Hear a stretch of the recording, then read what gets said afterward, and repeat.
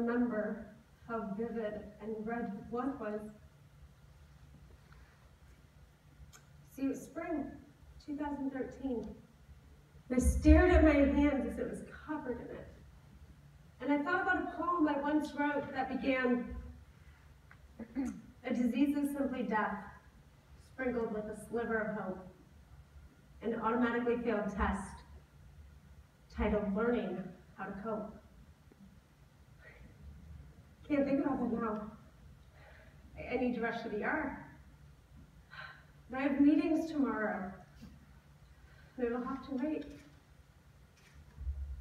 Cystic fibrosis is a life-threatening, progressive, and genetic disease. It fills my lungs with a thick, infected, sticky mucus that I can't cough out. It has destroyed my pancreas and requires 38 pills a day just to digest my food, resulting in a rare form of diabetes that I now manage 5 times a day with insulin.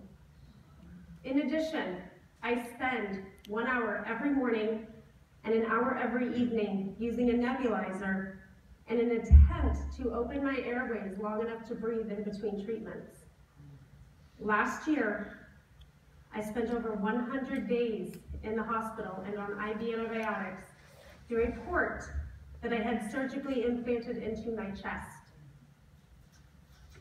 Although more frequent, my hospitalizations are much less intense than they were just years ago. Fall 2016. This is the 3rd time in 20 minutes my IV pole beeps, alerting me that there is air in the line of the tubes connected to my port. I glance at the clock. 2:32 a.m. You would think that hospitals are a place to rest, recover, sleep in. No, they're not. Because during the day, there's a host of staff members walking into and out of your room, giving you treatments. And at night, there's a host of staff members walking into and out of your room to test how the treatments have responded. In the last 6 hours, I've had over 40 pills, 6 shots, 2 blood draws, 12 nebulization treatments, and a continuous drip of IV antibiotics, all in the hopes to destroy the latest bacteria that is trying to destroy all of my future opportunities. I know I could page the nurse and let her deal with my finicky IV pole. The thing is we'd probably be up till 5 a.m. talking about everything in our lives that's happened in the 2 months since I've seen her last. So I flip back the covers over to my own IV pole. I adjust the settings so it's not mind-numbingly loud. And I put the air bubbles back up to the tube where they belong. Despite the fluorescent lights glowing from my various machines, my room is dark. And there's an eerie silence, which in a twisted way, when I hear the code blue, it reminds me to be thankful that there's still a rosy pink color to my cheeks. Look around my room, and I relish in my thankfulness to have such vitality, because every year for the last 28 years, I have been told that next year might not happen. And I see my blanket on my bed from home, my lucky teddy bear to keep me company.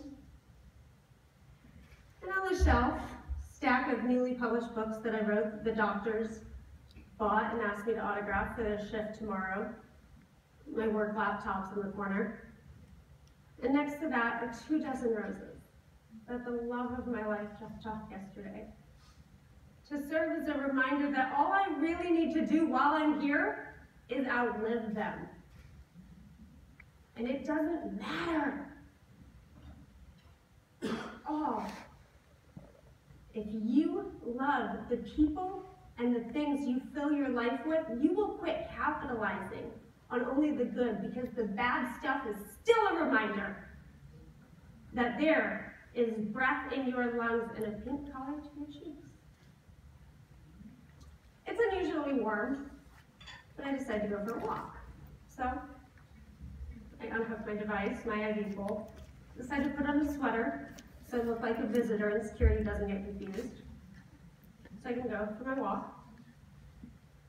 And decide to set my phone alarm to go off by 3:30 a.m. so I'm back by my next round of IVs. And as I do that, I can't help but remember in 2013 when my life changed forever. And I saw the blood. You see, I was 25 at the time. And I was dedicating 12-hour days to starting the West Coast division of a Boston-based biotech and pharmaceutical recruiting firm. I spent more time that year in the hospital than I did in the apartment that I could barely afford. I had dreams. Sure, I wanted to start a recruiting company where I could focus on finding high achievers. I wanted to write a book about what it means to be a high achiever. I wanted to start dating, find a man to settle down with. But the thing is dreams don't work unless you do. And I was too busy working to build the dreams of somebody else. They'd never worked for me. I was putting things like exercise and eating clean, healthy meals on the back burner in favor of hitting the drive-thru on the way home so I could pound out an extra 10 sales calls hoping to land a client. But that night, as I ordered my cheeseburger through the window, instead of calling that 10th client, I called my friend Beth. You see, Beth, she's 41, and she is one of the oldest people I have ever met with cystic fibrosis. She's also an entrepreneur. She owns her own law firm. She's married, beautiful family. And as we engaged in a few minutes of small talk, I felt it. That all too familiar tickle in my lungs. I started to cough uncontrollably. Put my hand to my face to prevent the mucus from hitting my steering wheel as it so often does. And I looked down, and it's blood. And my first thought, I need to rush to the ER. My second thought is they'll have to wait because I have meetings tomorrow. And I hear her voice. Kaylin, what is so important about working for these guys that you're willing to risk your life for their dreams? You don't get it, I say annoyed to her. Because the reality is that my life was in a downward spiral. I didn't want to talk to her because I wanted to eat my cheeseburger, I wanted to go to bed, I wanted to wake up the next day, I wanted to put candidates in front of a client hoping to get a commission check so I could pay some bills so I could keep on doing it, not realizing I would end up on the ground. Kaylin, she says, calling me. Most people spend their entire lives doing something they don't like doing in order to go on living just to do more things that they don't like doing. There's a distinction you must realize, she says. When you're working this hard for something you hate, it's called stress. But when you work that hard for something you love, that's called passion. Your stress is killing you. Yeah, I know that, okay? Everybody tells me that, but I'm just maybe 2 paychecks away from doing things my way, okay? The timing is just not right. You don't understand. Kaylin, I hear her say, people always wait. They wait to get through the fall for their big goal. And then it's the holiday season. Heaven forbid they start on anything before spring break. That's another birthday, a summer's passed, and before they know it, that year's gone. You won't be waiting for anything but the phone call from my office and how we need to draft your will. I love you, but you even love yourself. Think about it. And with that, she hung up on me.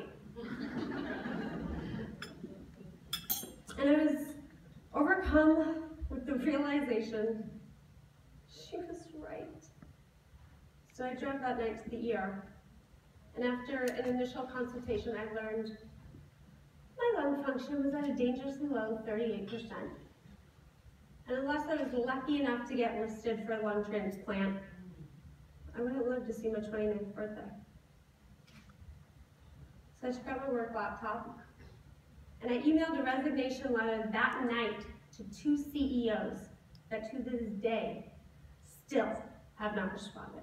And I was fueled.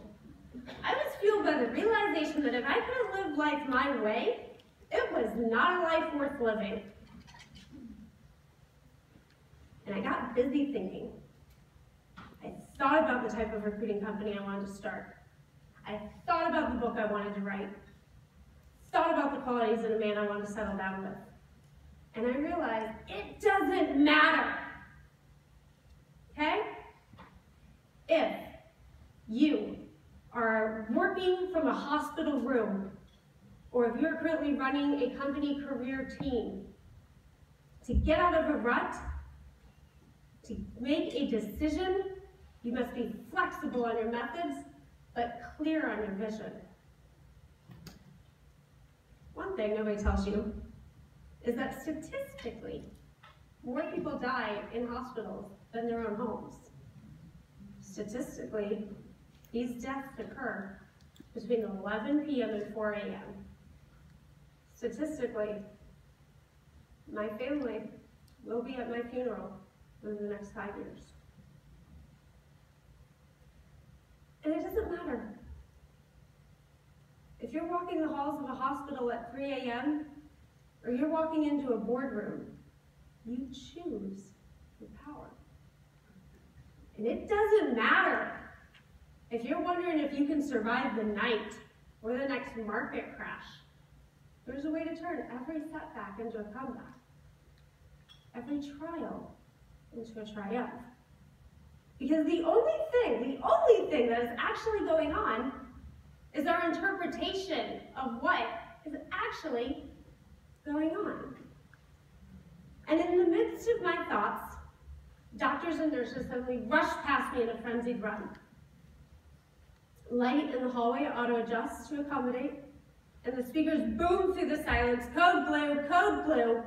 Attention staff on 2 West, there's a code blue in room 211. Close my eyes, and I offer up a prayer of thanks that tonight I survived. But I hope whoever just took their last breath realized it's much better to live a life that is short, doing things they love, than to live a long life spent in a miserable way. Because ultimately, life isn't even measured by the number of breaths we take, but by the number of moments that take our breath away.